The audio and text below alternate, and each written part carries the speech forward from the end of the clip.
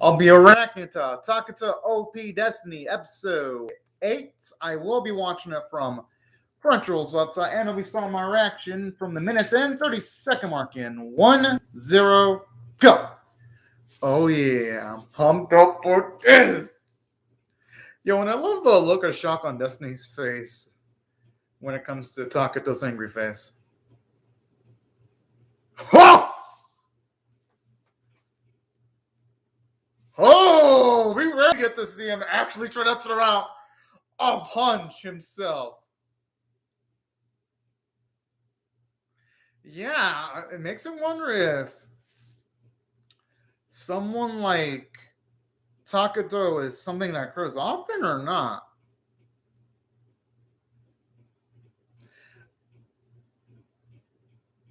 I like how, despite this, the Felix bastard, you can tell he's looking a little bit scared of Takato there. I kind of like this development because even though what Takato's doing is reckless, it does a great job of properly portraying his flaws and his anger too. Whoa!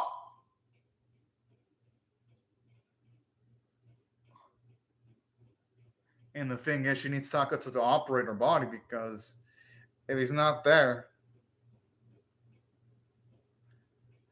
this bastard has the audacity to say that even though he's not the one trying to go in and throw a punch himself, he's just relying on hell like the fucking fuckboy he actually is. Oh, the irony there.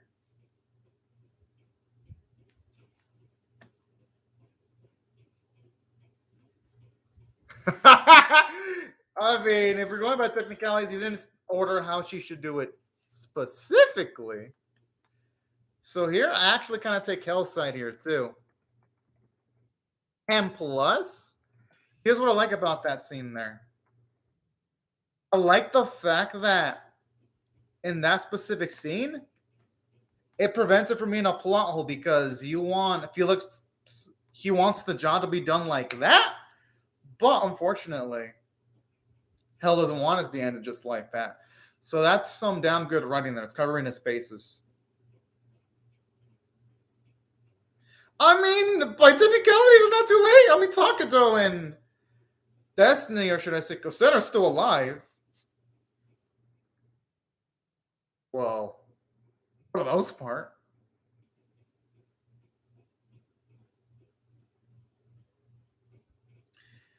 I really dig this bit here, though.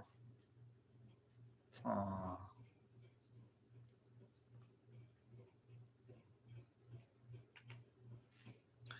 And also, considering the situation they're in, our boy Taka doesn't deserve this kind of suffering regardless. But unfortunately, he's just really damn unlucky.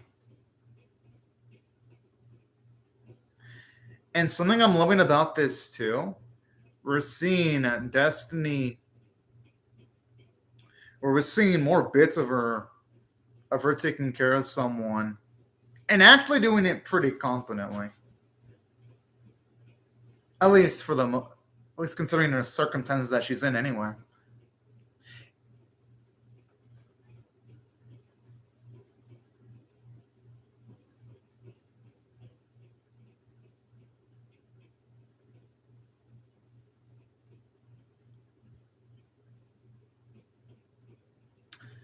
Oh, and that's a damn sweet scene because it shows you how much he really longs for Cosette.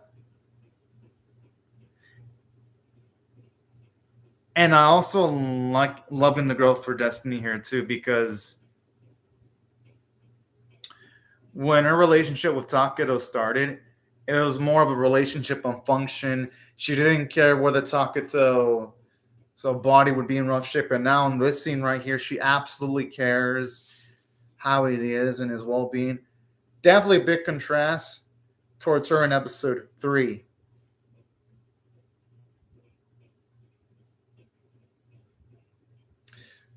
I just like the irony of this cockroach calling other people cockroach.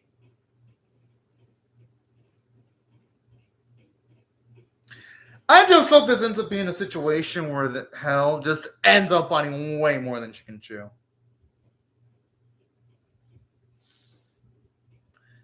I wonder what makes him feel on edge when it comes to music.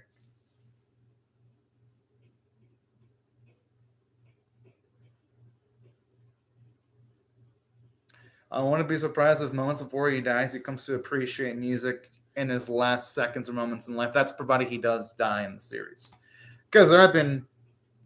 Whoa! How much ego does this guy have? He has so much ego, he could probably fill a container the size of a fucking moon with the amount of ego that this guy's got in his body. Whoa there.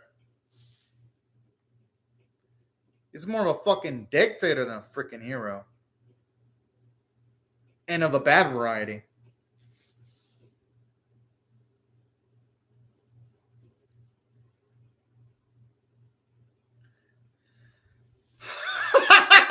Hey, I mean, at least that means he's recovering. If he's at least having enough energy to critique Destiny there. But I love this, though. Instead of Destiny throwing a joke back, she actually listens to that reception and wants to improve on it. Well, now she's likely finding there are other things in life than just fighting. I mean, they did build up on his plot point in the previous episode.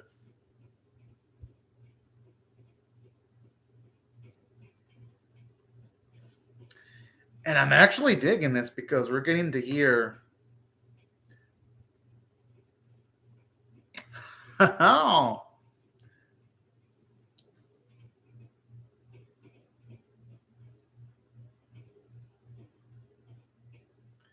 I mean, he's only telling himself. I'm sure that with enough motivation and time, and I'm pretty sure he wants the original Cosette to hear that song. Which means it's Cosette. Oh, yeah, okay, that confirms it. Mm-hmm. There can't really be anyone else other than that. Oh. I mean, it's nice to get confirmation on that. But regardless, I think they're still valuing him trying because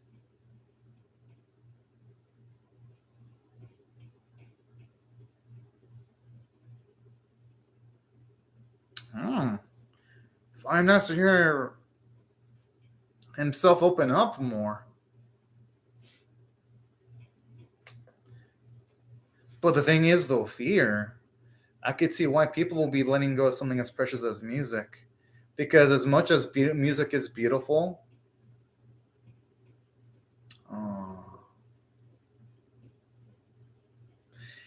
hey, that explains a lot as to why it took Cosette so many efforts to convince him to want to play the piano in public.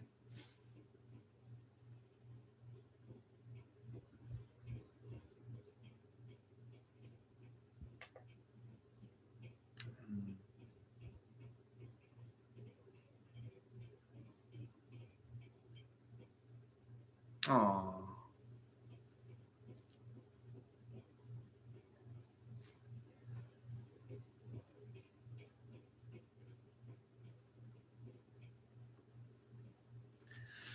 But he's eventually going to have to realize that.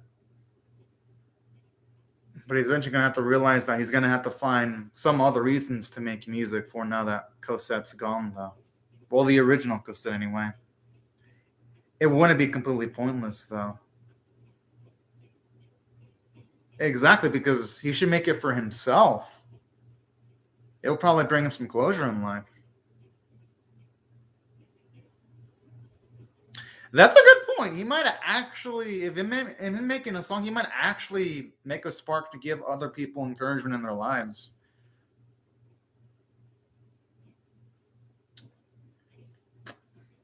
Okay, that was probably one of that was the best piece of dialogue in the whole series. Because it's come full circle, because now it's ironically enough Destiny encouraging and trying to give Taketo some motivation.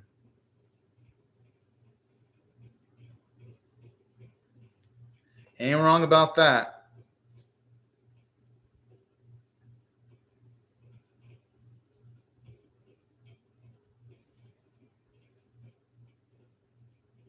The thing is, deep down, I wouldn't be surprised if Destiny kind of wishes that she were the original Cosette, though.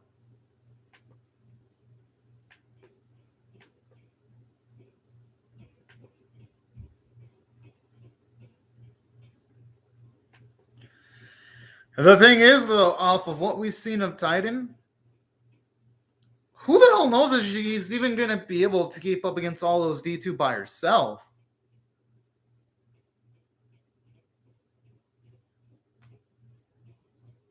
And honestly, he definitely has the best approach because Ana would just be dead weight. I mean, it's fucked up, but it's true, though. She can't really utilize any music cards, unfortunately.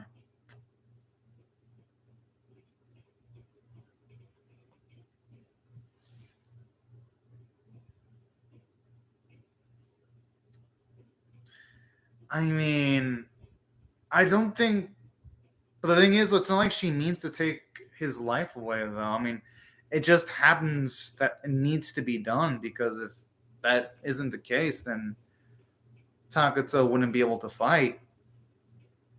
But I do love that acknowledgement from Destiny again because, again, when they first introduced, well, they intendedly introduced her in episode 1, but y'all know what I mean. When they introduced her in chronological order at the end of the episode 2, going into episode 3, she didn't give a fuck about Takuto's well-being. So I'm loving the contrast here again. Oh, God.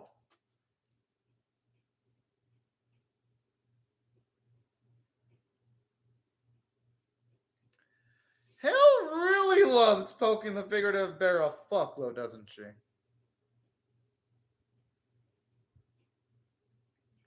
No, seriously, it looks like she's about to have another fucking orgasm because she had that when they first introduced her after she destroyed the gargantuan D2.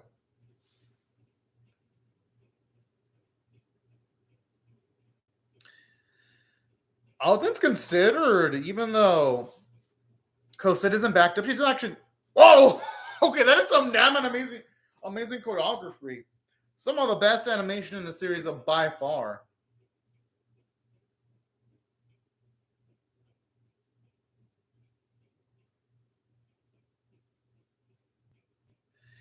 And not just that, but even love like the environmental destruction too. Because in some animes I've seen over the last few weeks, when there's damage, you really don't see damage in the environments. There's no way in hell, and yes, pun intended, that cassette would say that to hell. She'd say that over her dead body. Yeah!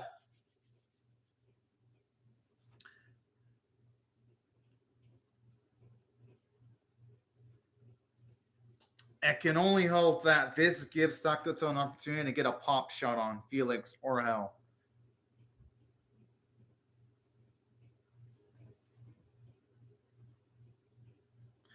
Only from her perspective, though.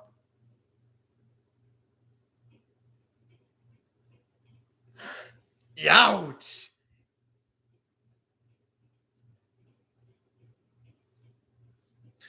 The thing is, though, what's Takuto going to do, though? Oh, man, I guess it could serve as a distraction to give his girl at least a little bit of breathing room. I mean, in a way, they're kind of both bakas, but they're all meaning bakas, though. Oh, man. Felix, you're not a man worthy of acknowledgement. The only one worthy of acknowledgement is just Takuto, Cosette, and Hell, and that's about it.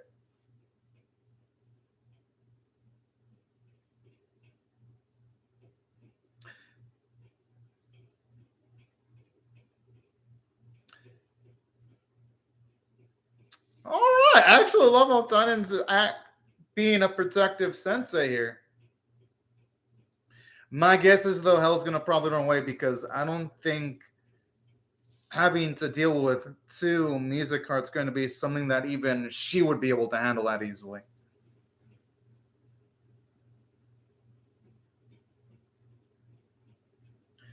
You know, shouldn't they take an opportunity to take advantage of the fact that Felix is by himself?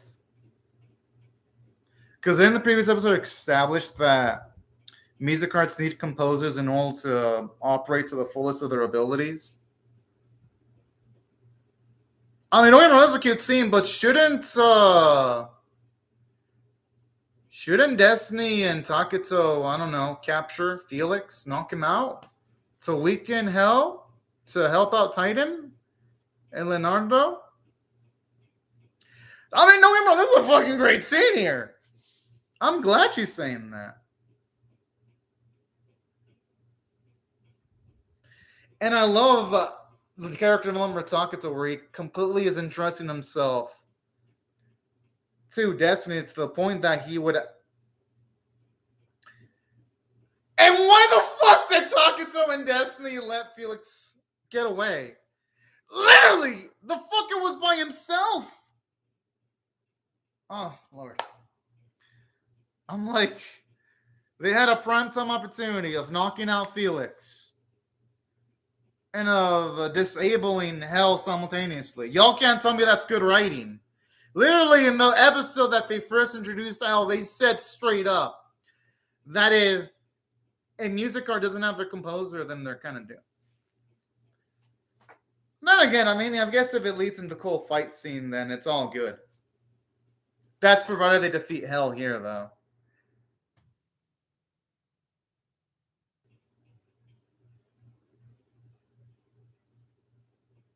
I like how Hell's interpreting this as fucking play. But honestly, that's what makes her one of the most dynamic antagonists of the series, though, because damn it, she didn't even react with like a streak of anger when a bit of her blood was fucking shed. She actually smelled like a psychopath. Okay, that's supposed to actually see her dodge midair. And again, creative choreography, because sometimes when characters are in the air, you don't even see them try the dodge. You just take the blast like a fucking tank. And here, the choreography is well done, where you see her trying to constantly avoid every attack. That's badass. I feel bad for Hell now. I mean, her arm is like freaking burned.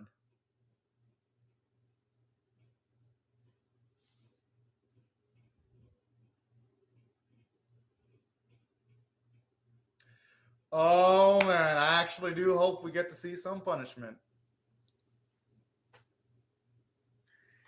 Yes!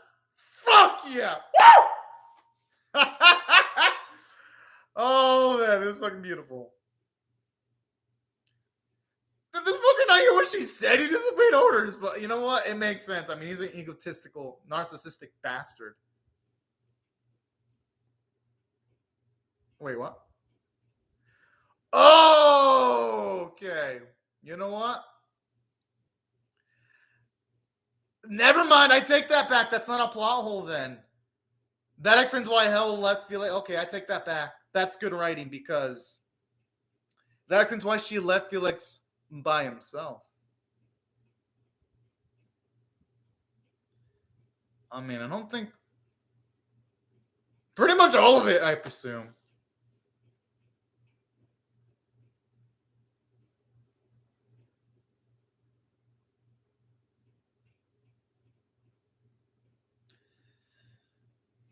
But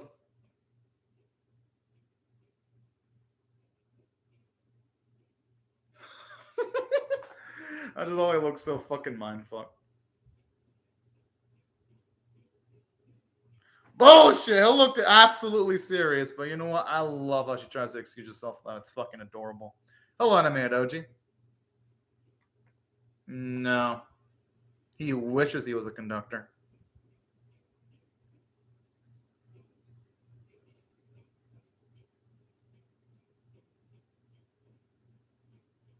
At this point, they'd be better off just ignoring him. I mean, hey, if he gets lucky, there'll be a fucking bear in the forest. I'll easily eat him alive. Probably not, but that's if they get lucky. I know it's fucked up, but honestly, the fucker is a prick. He would deserve to be eaten by a fucking bear. And I love this character moment for Anna here, too.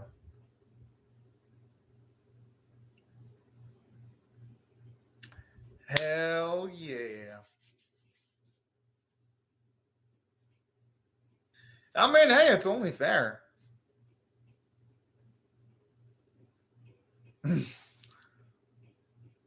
I haven't reacted Deep Insanity because, and to understand that series completely, someone need to read the manga and then watch the anime and then play the video game when the anime is over.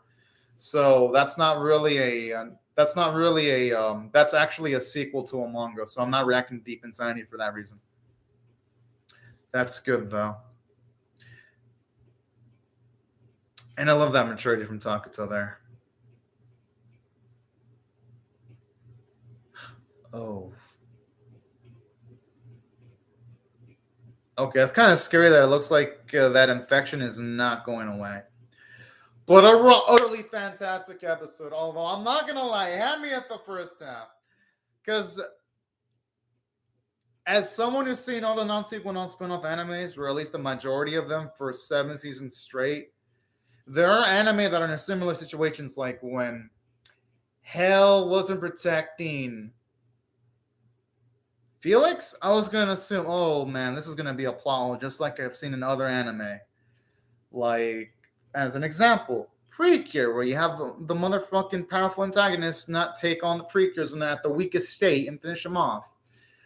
Or in, say, other anime that have aired this year too, like Battle Game in 5 Seconds, that have had similar issues. So I was thinking, oh, this is going to be a plot hole.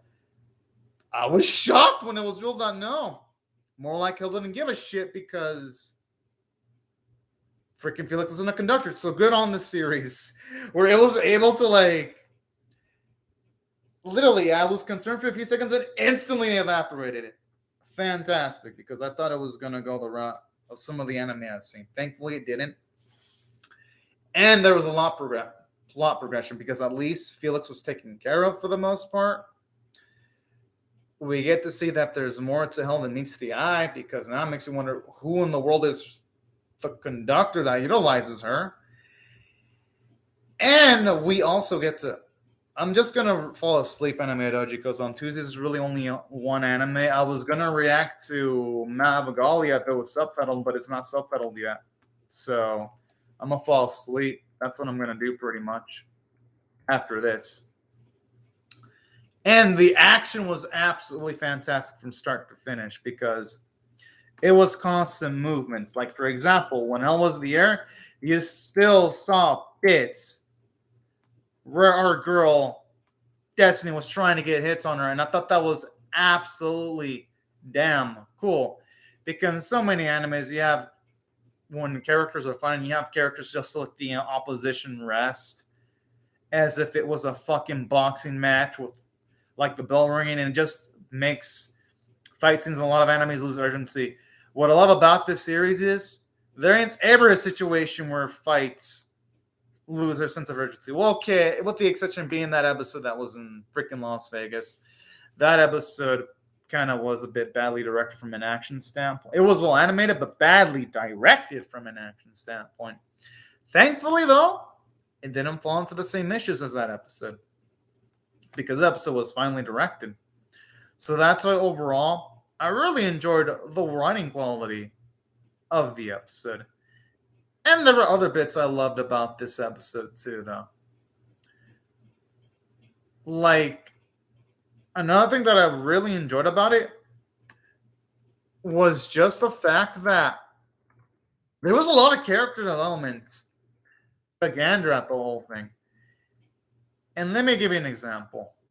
One of the bits that I really love about the character development was just the fact that when it came down to it, we finally have Anna and both Takuto acknowledge Destiny as Destiny. They don't try to hold on to any false hope anymore that she's Cosette. They acknowledge her as her own character. Yeah, we're close to an anime doji. And I love that sense of maturity. It makes both of them much more dynamic and interesting characters than they were before. And I even love the fact that you see Takuto lighten up a bit, because I love the fact that he acknowledges And he straight up even tells Destiny that she can now take as much energy as she needs. A big contrast from the first few episodes where she was introduced, because in the first few episodes where she was introduced, it was more of the fact that our boy looked absolutely, utterly annoyed every single time Destiny took energy from him. I like how now things are just utterly and completely different at this point.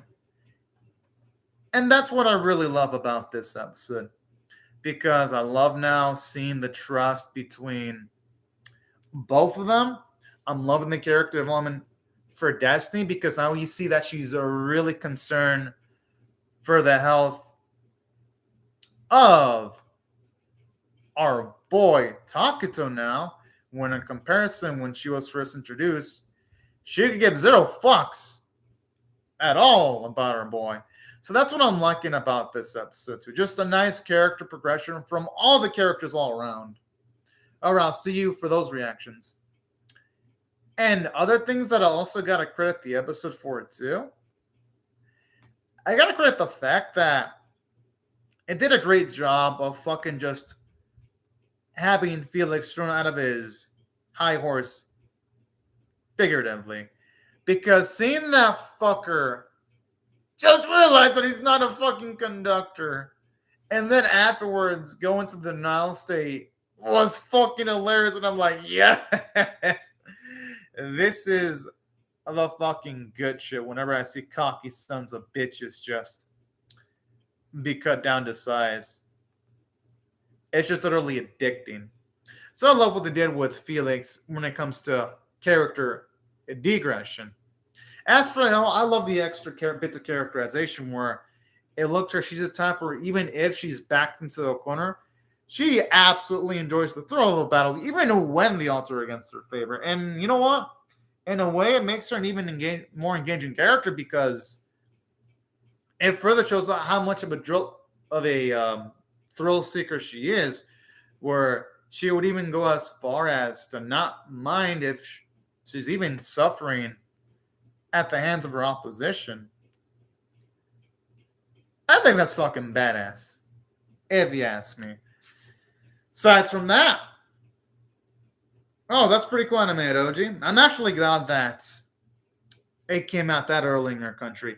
Aside from that, though, gotta say, aside from the script being damn good, I gotta say, the animation quality was top of the line. Like with the hits that Destiny received, they were amazing. I love the way there was like a massive amounts of hair movement too during the action set pieces. The environmental damage, and the energy beams, which gave me some nice Dragon Ball Z-esque vibes. Like from a visual standpoint, it was top of the line. Voice acting was also absolutely amazing, and the artwork was absolutely gorgeous. And that's why if I had to rate the episode on a scale of, say, 1 to 10, 1 being abysmal, 5 being 9 to 10 being exceptional, I got to give it a 9.5 to 10. And I'm definitely hyped up to see what they're going to do next. And that's why I give the episode straight up a 9.5 out of 10 because it honestly defied my expectations. But anyways, y'all, right before I go, let me just say thank you very much to Animated OG for commenting on the live chat. And thank you very much, everyone else, for watching my video. Thank you very much, Animated OG. And thank you very much for watching my video. And I hope to see y'all later because I'm definitely excited to see what they're going to do next. And I'm definitely going to be reacting to the next episode. But anyways, y'all, thank you very much for watching my video and have a fantastic day, y'all. Bye-bye.